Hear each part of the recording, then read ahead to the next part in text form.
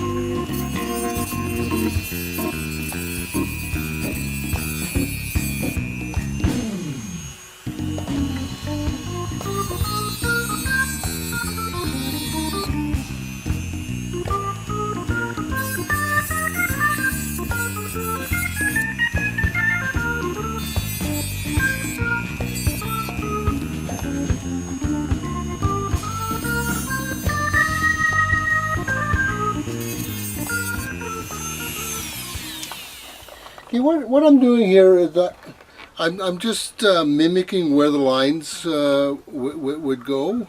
If you've just followed the crack of the seam of the wood through here, and I'm just enlarging those just a bit, just to try and blend the patch into the corner a little more. And you just work at it until you figure it looks good.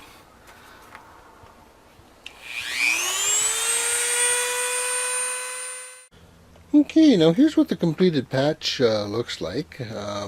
Don't be afraid to cut back into the original concrete as well, because the whole idea is to blend this patch into the unbroken concrete so that people can't really tell the difference between one or the other.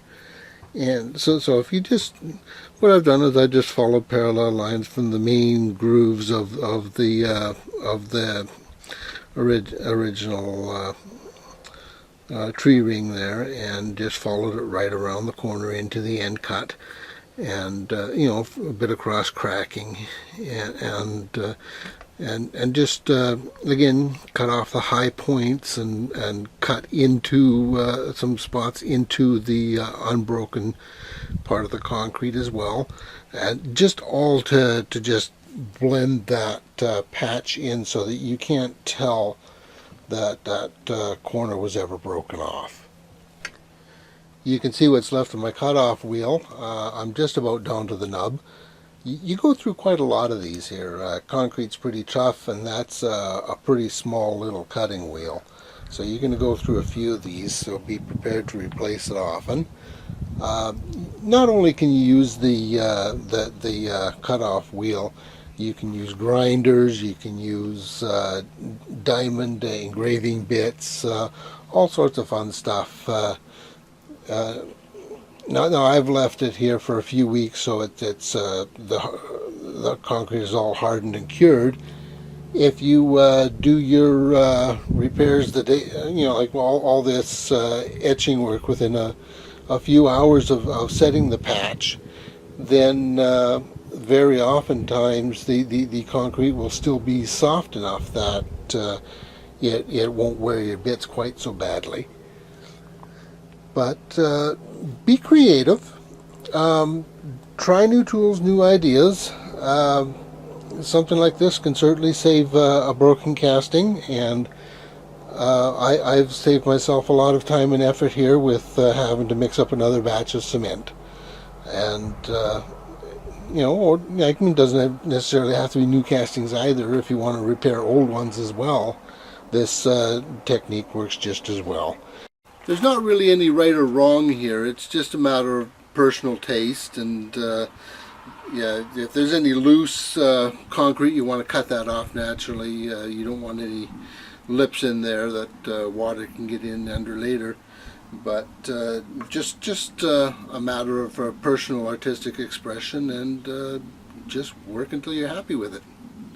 Have a good day.